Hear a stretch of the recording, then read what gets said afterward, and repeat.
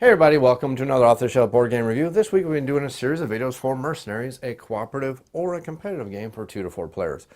And of course, that goes without saying, anytime you have a cooperative game, it can also be played solo if you want, so that is an option. But the basic game is designed to be played as a 3 to 4 hero game, so if you do decide to play it as a solo game, you're going to be required to control multiple heroes, but again, it is something that you can do if you like. Now, as a cooperative game, the objective of the game is to go through an entire deck of enemy monsters before your complete party gets wiped out. As the cooperative game, if at any time all the party members are at 0 or negative hit points, the players have lost. But if they manage to make it through the entire deck of monsters before the players are completely wiped out, of course they're going to win the game. Now, as a competitive game, the only way to lose the game is, well, it's not actually possible to lose the game. As a competitive game, the players are going to go through all 40 of the monsters, or however many monsters there are on the deck, based on scenarios that you're going to set up.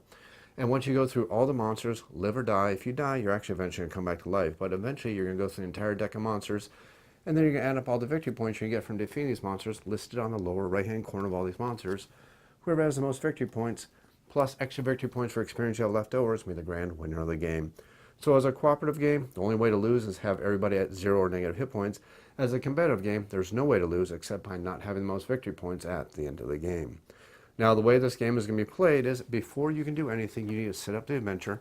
And the adventure book does come with 4 different adventures, and they're going to require you to pick a certain amount of monsters, a certain amount of skill cards, and finally a certain amount of ability cards. But again, those are all going to be listed in the book right here. You just need to simply look at the book and it's going to tell you how to do that. And just to go over this very, very quickly, just to show you exactly how this is done, every single one of these books is going to list however many players you're playing, whether it's competitive or a cooperative game. It's going to tell you which monsters you use, how many of every single one of those monsters you use, how many goblins you're going to use for the ambush cards, and the number to the left is going to be the number of cards shuffled in the top half of the deck. Number to the right is going to be the number shuffled in the bottom half of the deck. And the way this simply works is, for example, if I was going to be setting up the game as a 3-player cooperative game, I would have goblins, goblin archers, orcs, and orc arbalists. I'm going to take all these cards right here and I'm going to shuffle them up into a stack. I'm going to split that stack in half, and then the top half, I'm going to a certain amount of ambush cards I'm going to shuffle on the top half. And then a certain amount of ambush cards I'm going to shuffle on the bottom half of the deck. And then after I've finished that, I'm going to take the top cards from the bottom of the deck without looking at them, and I'm going to shuffle in the final boss in those top, or those 10 cards, and put those 10 cards back on the bottom of the deck. Now, I hate to use the term final boss in this game because this boss, even though he's the ultimate enemy and the ultimate objective of the game, defeating him doesn't actually allow you to win the game, doesn't allow you to actually finish the game. You still have to go through all of the monsters to end the game before, again, as a cooperative game, before all the players are wiped out. Or as a competitive game, well, you still have to go through all the monsters, and whoever has the most victory points will be the grand winner. The only advantage of this extra special monster is not only is he tougher to defeat, but he's also going to be worth more victory points at the end of the game.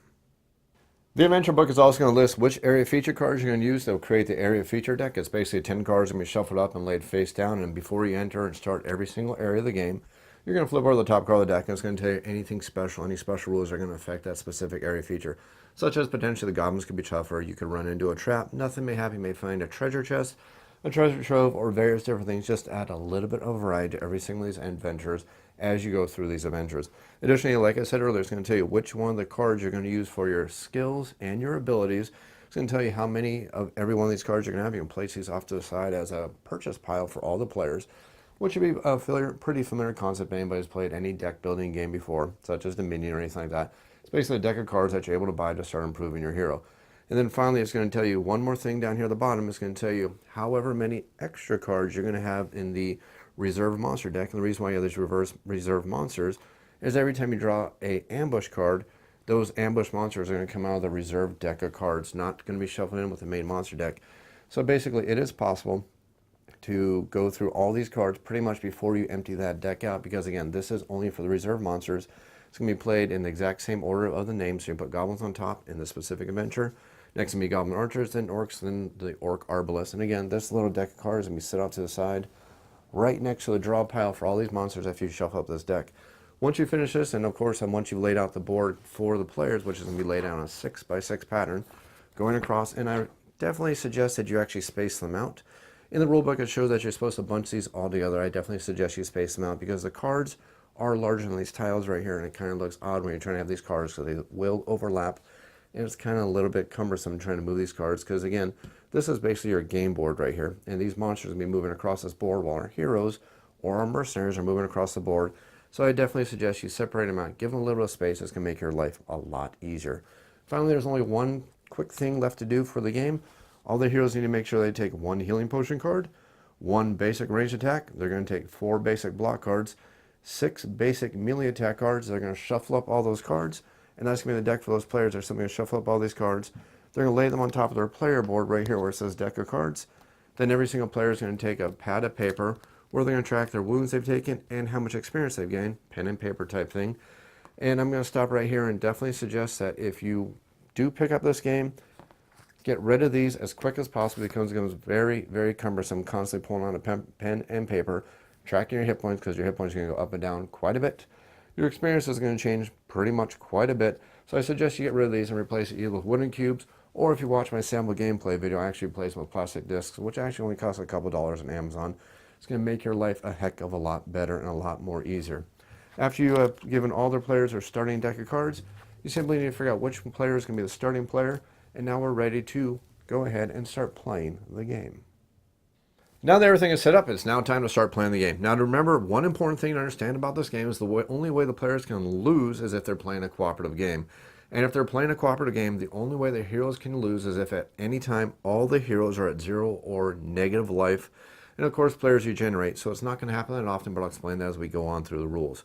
Otherwise, if that does not happen, the game is not going to come to an end until this deck, the monster deck, is completely depleted, which means you have to go through this entire deck of cards, play through all these areas and defeat all those monsters, and then and only then is the game going to come to an end. Not when you defeat that final boss. Once this deck of cards is empty, that is when the game is going to come to a final end. At the start of every single new area, and again when you're first starting the game, you're going to have a brand new area set up. The first thing every one of our adventurers need to do is to draw a hand of 6 cards. Player's always going to draw a hand of 6 cards, so just remember you're going to draw a hand of 6 cards. Once all of our mercenaries have drawn their hand of 6 cards, the first thing you need to do after that is draw the first area feature card for the first area you're going to enter. Now, every one of these adventures is going to have 10 area feature cards, and are basically going to explain to you some special effects that may happen. For example, you may have cards such as the Foul Fungus Patch, which is going to give all the goblins extra hit points and the ability to regenerate, and the ability to go into farm status if you want to start farming experience points and kind of abusing a little bit of the rules of the game. But you can definitely do that because there is actually, like I've already mentioned, there's no built-in timer into this game. The only way the game ends, again, is when this deck of cards is completely wiped out. But if you do get a card for the area feature that gives some special benefits, such as this one, which is going to boost up all the goblins, you use these little tokens right here that you're going to place on top of the goblins as a nice friendly reminder to remind you that the goblins have a special feature, or you'll use it for web tokens or various different things for the various different area features. Once you've figured out which the area feature is going to affect this entire area until this area has been cleared, which basically means until you wipe out all the monsters on this specific area, this specific board, and then move on to the next area where we're going to draw another area feature card again. But again, not to confuse things, you only draw an area feature at the beginning of every single area. You're basically going to do this 10 times as you clear out these areas. Once you're finished with area feature card, you need to draw a certain amount of monster cards based on however many players you're having, and whether it's a cooperative game or a competitive game. Now, if you're playing a 3-player cooperative game, every single area is going to start with 3 draws from this deck. I'm going to emphasize 3 draws, not 3 monsters, because if you draw an ambush, it's going to come with extra monsters. If you're playing a 2 or a 4-player competitive game, you're going to draw 4 cards from this deck. If you're playing a 3-player cooperative game, you're going to draw 4 cards from this deck. And if you're playing a 2-player or a 4-player cooperative game, you're going to draw 5 cards from this deck. Now, why do you do that? Well, because in this game, you're required to have 4 mercenaries on the board or 3 mercenaries on the board. So if you are playing this game as a solo game or as a 2-player game, you need to have at least 3 mercenaries or 4 mercenaries on the board, however you wish to do that. So if you're playing this game with 2 players, that does mean that 2 players each need to control 2 mercenaries. If you're playing this as a 1-player game, you have the option of controlling 3 or 4 mercenaries, and well, you pretty much get the idea. Once you've figured out which kind of monster is going to come out, you get to go ahead and start the actual adventure. But of course, you need to also figure out which player is going to become the first player, which you need to figure out when you draw your first hand of 6 cards. But let's back up here and explain how we're going to draw these cards right here. Let's say we've set up the game for a 3-player cooperative game. So let's just pretend one of these decks of cards doesn't exist here, and we'll move on. But we're playing this as a 3-player game only, just for a moment. So we need to draw 4 cards from this deck of cards. So we'll draw 1, 2, 3, and 4. Now, I draw these cards face down like this for the simple fact that just in case I lose count and lose track, because if any of these cards are ambush cards, That does mean we're going to be drawing cards from this deck of cards from the reserve deck. So we've drawn the 4 cards we're going to reveal, and then once we have the 4 cards we're going to reveal in this example, we're simply going to flip these cards over, and these cards are going to go either in the second row or the first row of the monsters, and our heroes are going to start on the opposite end of the board. Now the way this works is every time you draw a monster, if it's a melee monster, which means it's a monster that does not have any ranged attacks, it's going to go in the second row of cards, simply like that.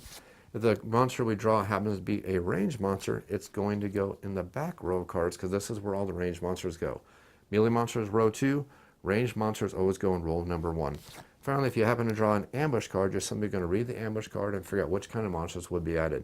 So for example, this one is a Goblin Archer Ambush. It says draw 2 Goblin Archer cards. So we'll simply go to the reserve deck, we'll look for some Goblin Archers. We will draw 2 of them. Stick this back down right here, and since the ambush monsters are ranged monsters, they are also going to go in the ranged monster row. Finally, if we happen to draw the monster that is the champion for this area, the champion also, doesn't matter if he's a ranged monster or a melee monster, the champion always goes in the back row of cards. Once we've figured out which kind of monsters we're going to have to deal with, it's now time to move on. After we populated the monster area, it's now time for our mercenaries to enter the board. And basically what's going to happen is, in player order, every single player is going to take their mercenary card and place it anywhere on the mercenary hero row. Now there could be some potential strategies that you want to do for this based on how the monsters came out on the board, but basically all the mercenaries are going to go on the back end of the board. Now that we've had this area set up, we can now move on with the player turn. It's basically going to be the mercenaries, the enemies, the mercenaries, and the enemies, and we're going to keep doing this until either our heroes are reduced into negative hit points as a cooperative game, or as a competitive or cooperative game. We're going to keep going until all these monsters have been defeated. Once all these monsters have been defeated, we're going to pull everything off the board, draw another area feature card, draw another set of monsters, and we're going to do this all over again. And again, just to re-emphasize, we're going to keep doing that until this entire deck of monsters has been completely depleted. But let's go ahead and finish and explain exactly how this game plays. Now that the board has been populated, the first thing we need to do at the start of every single turn or every single round in every single area is our heroes need to draw a hand of 6 cards. Now, since we've already done that during the population of the board, and we only do that during the very start of every single area, all of our heroes should already have a hand of 6 cards, so we can go ahead and bypass that now. Once all our heroes have a hand of 6 cards, or if they still have it because we're starting a new area, we're going to move over to the first player who needs to do a couple different things. The first thing they need to do is they need to see if there's any area effect, any special abilities, any poison tokens, or any web tokens, or anything special that happen to be affecting them. And generally that's going to be area feature cards or lingering effects that's going to hit them, such as poison or things along those lines. Once we've seen there's any lingering effects that are affecting that specific hero, the next thing we're going to figure out is if that hero is at 0 or negative hit points. If that mercenary is at 0 or negative hit points, they cannot take any actions that would use an action token on their turn. They're simply going to heal 1 hit point. So it doesn't matter how far negative you are. If you're at -5, you're basically going to regenerate 1 hit point. If you regenerate up to 1 hit point or more, you can start taking actions again, but as long as you're at 0 or negatives, you can't take any actions. After we've taken care of the regeneration step, and again, you're only going to regenerate if you're at 0 or negative.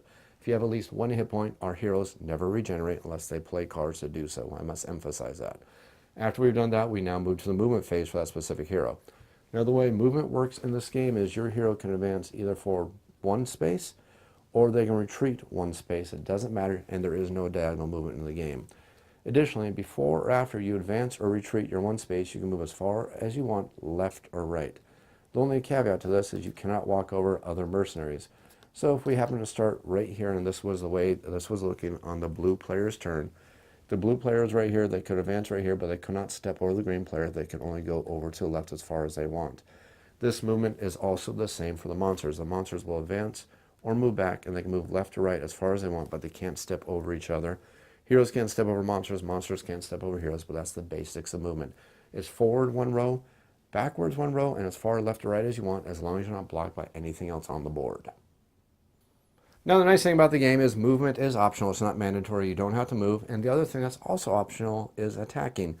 You can attack, but you don't have to. And additionally, you can actually attack then move, or move then attack, or any combination either way. This isn't a game such as Mage Knight where you're required to move prior to doing any other action.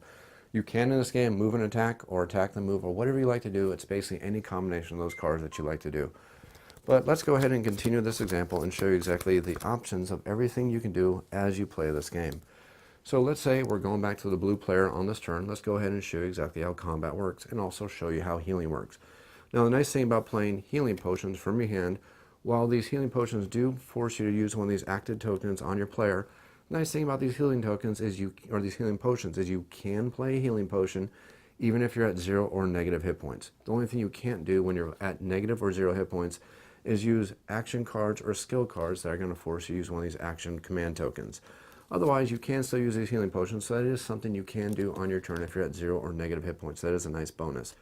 But the problem with these healing potions is if you do use a healing potion, they do force you to put one of these active tokens on your player, which means you can no longer attack or do anything that would require you to do anything else along those lines that would use up one of those tokens. So you do have an option. You can heal or you can attack, but let's go ahead and discuss how attacking works in this game. Now in this game, to attack another monster, if you want to attack a monster in melee combat, you need to be next to that monster orthogonally, which means you cannot attack diagonally unless you have a card that allows you to do so, and there is a card that does allow you to do so, but just to let you know, you can only attack a monster if you don't be orthogonal with it. You can either be to left, right, top, bottom, whatever it happens to be, but you have to be next to that monster. The other option you can do is you can do a ranged attack against the monster, and to do a ranged attack against the monster, it's basically going to tell you some text and tell you the specific range of that specific attack. So for example, this range attack says it has a minimum range and a maximum range of 2.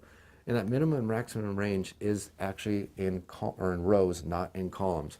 So I could be all the way over here. This monster could be all the way over here. And using this range attack card, which says it's a range of 2, we are 2 rows away, even though we're quite a bit further apart on the board. Since we're exactly 2 rows apart, we can actually still attack this monster. Now if you play cards that have dissimilar ranges on them, you're going to use the minimum of whichever card you want to use and the maximum of whichever card you're going to use to your best benefit. So for example, if I play this card, which is a minimum and a maximum of 2, and I play with another card that's a minimum of 2 and a maximum of 3, I can still play this card even if this goblin happens to be a range of 3, just because I play that extra card that allows me to get the extra range out of it. So you pick the best range that's most optimal for you, and you use all the cards you want to do for that special ranged attack. Now the way we're going to do combat in this game is you're either going to do a ranged attack if you meet the range requirements, or you can do a melee attack, again, if you happen to be next to the mob in an orthogonal pattern. Now the way combat works, and it's pretty much the same whether we're doing melee or ranged attack, is every one of these cards is going to do a specific amount of damage. For example, this card right here, this range card, does 1 point of damage plus some special text on it that talks about bypassing defense on targets. And this card right here, this melee card right here, does 1 point of damage plus some special text that happens to be on it. And you're basically, if you're doing a melee attack, you're going to add up the total damage of all these cards. You're going to look to see if your target has any defense, and you're going to subtract that from the total amount of damage you have, unless you have a card such as this, such as piercing, which goes ahead and bypasses some defense. And if there's any questions on some of these cards, all these cards are explained in the adventure book, which goes into greater details on all these cards. But the text here should be pretty darn good in explaining how you do that and everything on those cards. So let's go ahead and finish a melee attack right here. If you are doing a melee attack, that's how much damage you're going to do to the monster, minus its total defense. So in this example, if I played 2 attack cards, I would do 2 points of damage to this monster, minus its 0 defense. It has 4 hit points, it is now taking 2 points of damage. I will simply put 2 points of damage tokens on that monster.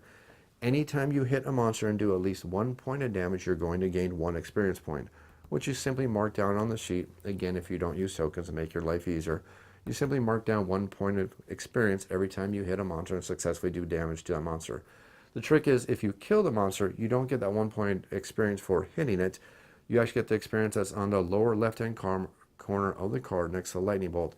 That's the total experience you get for killing the monster. So, for example, if we hit this monster for 1 point of damage, we get 1 experience point, and then on a later round, we do 3 more points of damage killing it. We're not going to get 1 more point of experience. We're actually going to get the total experience for slaying that monster. And it goes to whoever lands the killing blow against the monster. So whether you're playing cooperatively or competitively, you can kind of kill steal other players and take their experience points. And the number next to the crown is the amount of victory points that monster is going to be worth at the end of the game. So after you hit a monster with your cards, if the monster has not acted and doesn't have an acted token on it, it is going to immediately retaliate against you, and it's going to hit you for the number next to its little weapon symbol right here.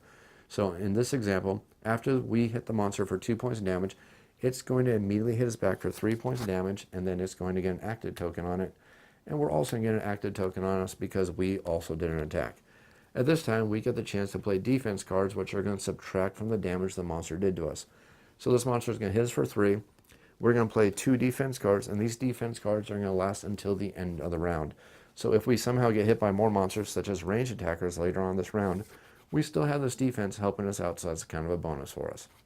So this monster is going to hit us back for 3 points of damage, minus our 2, so we're going to take 1 hit point of damage, which we'll simply mark right here, and all of our mercenaries start with 20 hit points. That's also listed in the adventure as one of the requirements for all of our adventures. So either mark it down with pen and paper or use tokens, whatever you prefer to do.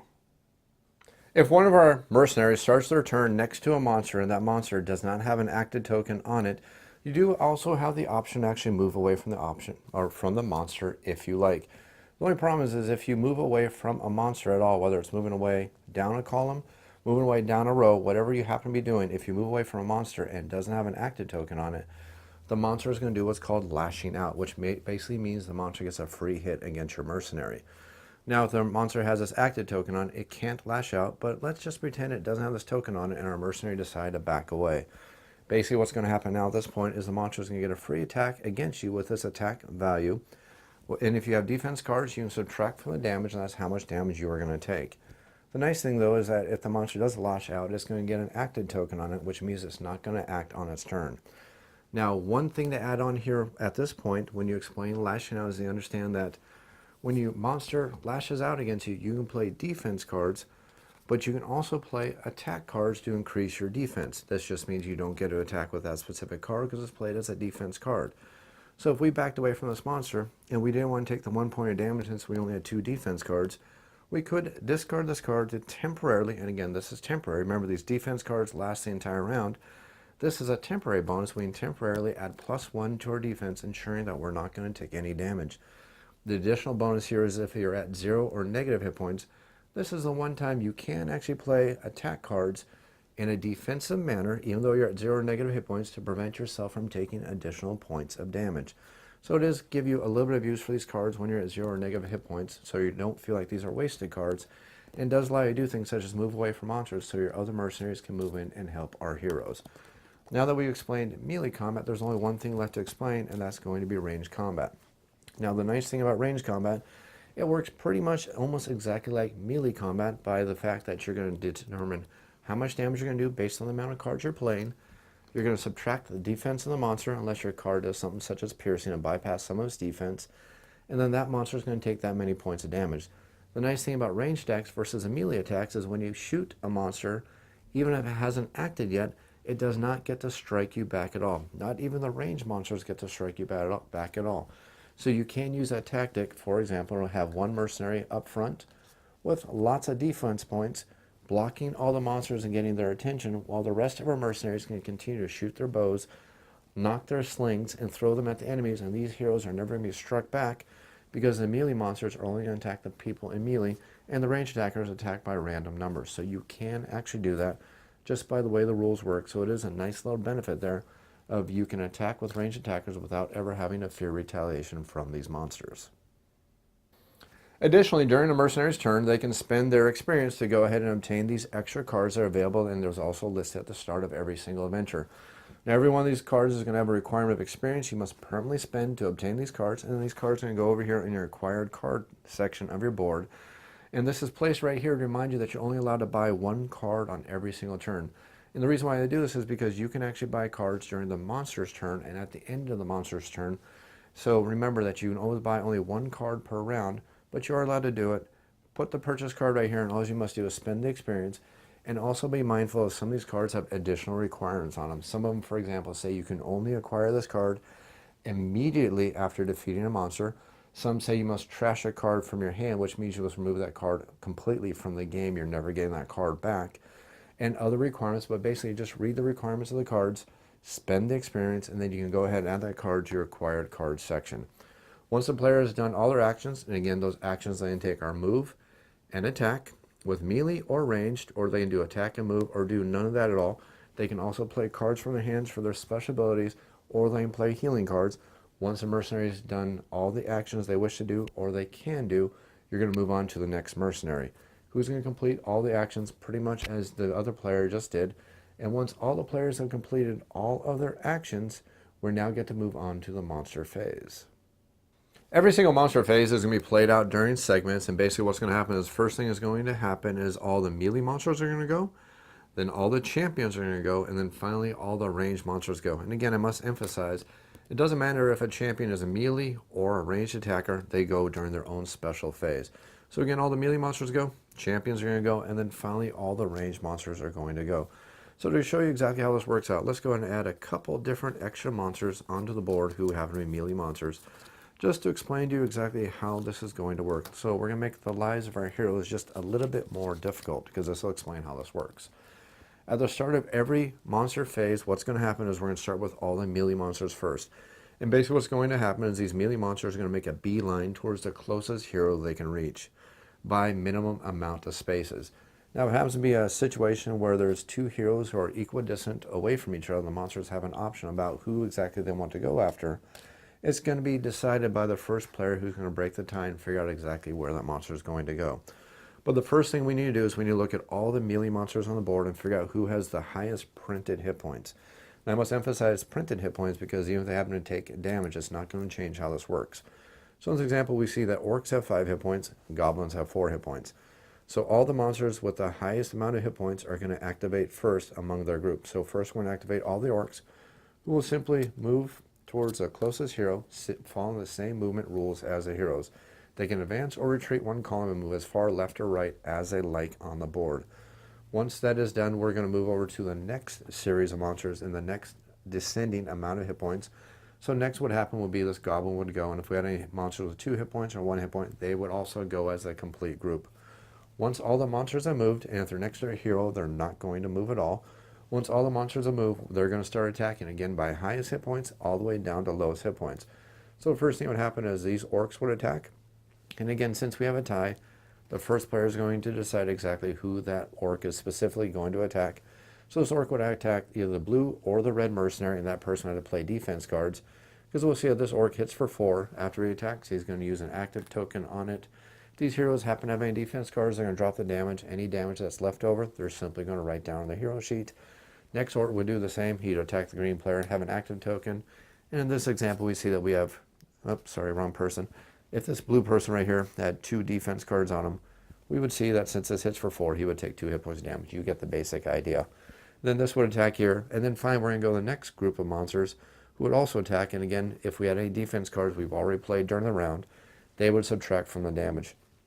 So to show you how that could potentially work, if this green player right here happened to have 2 defense cards worth 2 defense total, he would have a total defense of 4. So this goblin would do, or I'm sorry, this orc would do 0 damage, and this goblin would do 0 damage, because your defense cards stay in play for the entire round. So that's one thing not to forget. After we have had all the melee monsters go, the champions are going to go, and they're going to basically follow whatever rules they happen to be. So if you have a melee monster, he's going to move as close as he can to the newest hero. If he was a ranged monster, he would stay stationary, and he's going to fire at the monsters, or the heroes. Now that we've explained that, let's go ahead and move over to the way ranged combat works. Now the way ranged combat works, it's 100% random, and it's going to be based on the roll of a die. Now if we have 4 mercenaries in the game, if we roll a 1 through a 4, it's going to miss. If we roll a 5 through a 9, it's going to hit the first mercenary. We're basically going to roll down the list for the mercenaries. And again, if it's a 3 mercenary game, a 1 through 5 is going to be a miss. A 6 through 10 is going to hit player number 1. 11 through 15 is player number 2. And finally, a 16 through 20 is going to be player number 3. So we're basically going to roll the die for every single ranged monster in order. We're going to figure out who the target is. They're going to do that amount of damage minus any defense cards. And we're basically going to go through that. And that's how all these ranged monsters are going to attack. The only caveat to this, though, is if a ranged monster happens to be next to a mercenary, they will do their best to try to move away from that mercenary if they can. If they can't, like in this example right here, instead of actually rolling to do a ranged attack, they're simply going to do a melee attack against the closest mercenary. And that's how the ranged attack combat is going to work for the monsters. Once the monsters have taken their turn, we're now going to move to the end of the phase. At the end of the phase, we're going to remove all active tokens from all of our heroes, all the active tokens from all of our monsters who acted on that turn. Then all of our heroes need to discard their entire hand of cards, whether they use the cards or whether they didn't use their cards, their entire hand needs to be discarded, so you cannot save any cards over for the next round. After all of our heroes have discarded all their cards, if they manage to defeat any monsters at all, those monsters they defeat are also going to go into the discard pile. Remember, when you defeat a monster, don't forget to take the experience points you get for killing it. If you didn't kill it, you only get 1 experience points if you did a point of damage to the monster. But if you defeat it, you do get the full amount of experience for defeating it. And now that monster is going to be in your discard pile, and again, this is going to start clogging up your deck. So it's going to start slowing down your heroes, so you need to figure out other ways to work around these monsters and clog up your deck. Now, some of these monsters have special abilities and special effects. You're not going to see it too much in this basic adventure. But as you go through later adventures, you can get some of them, such as spiders, that allow you to actually use them as defense cards. And there's going to be some blue text on them. Basically, just follow the text and tells you exactly how to use them. So not all the monsters are going to be a burden on your deck, but most of these monsters are just basically going to slow down your deck. After all of our players have discarded all their used and all their unused cards and all their defense cards, added all their monsters they managed to defeat to their hand, you're finished with the end of the phase, and we now get to go on to the next round, which is basically going to be played the exact same way, starting with player number 1, playing all their cards, doing all their movements, doing all their actions.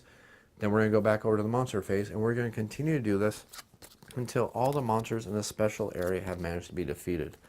Once all the monsters have been defeated in that area, the round does not come to an immediate end if, for example, one hero, player number 1, managed to kill the last monster in the area. Player 2 and player 3 will still get a chance to play some cards, and then that's going to end that monster area. After we end that monster area, all of our mercenaries are going to be removed from the board. We're going to figure out which next monster area is going to come about. The first player marker is going to move. All of our players are going to draw a new hand of cards. We're going to refill the board based on the amount of players. And again, we're going to keep doing that until this entire deck of monster cards has been depleted, or if we're playing cooperatively, until all of our heroes manage to get to 0 or negative hit points and lose the game as a cooperative game. If you're playing a competitive game, at the end of the game, after you deplete all the monsters, all the heroes are going to go through all their cards in their discard pile, in their hands, all the monster cards they happen to have, and they get a total amount of victory points based on the crown symbol on the lower right-hand card of every single one of these cards. All the players can add up all their victory points to get for all their defeated monsters, and then every player is going to add an additional 1 victory point for every 5 points of experience they have unspent left on their board, and then they're going to lose 1 victory point for every hit point they happen to be negative or at 0. Basically, you're going to lose 1 victory point for every hit point it takes to get you back up to 1 hit point. So if you're at negative 4, it's going to cost you 5 victory points to get back up to 1 hit point. Once you've done that, you're going to figure out whoever has the most victory points, and they are going to be the winner of the game. And again, that's the competitive game. In the cooperative game, you basically just enjoy the combined victory of going through this entire monster deck of cards. Hope you enjoyed this tutorial video. If you have any comments or questions, make sure you leave them down in the YouTube comments down below. I'll definitely be sure to answer them as quickly as I can. You also feel free to email me off-the-shelf board game reviews. That's otsbgr@gmail.com. Be sure to answer your emails as quickly as I can. If you enjoy this video series, think about supporting the channel over on Patreon. Now remember, this channel is completely 100% self-funded. For most of the games I buy, to the equipment, to my time, this is all pretty much out of my own pocket. So think about tossing $1 over in the tip jar over on Patreon to help support the channel. I hope you enjoy this video. I hope you enjoy this video series. Click that like button, click that subscribe button. As always, thanks for watching.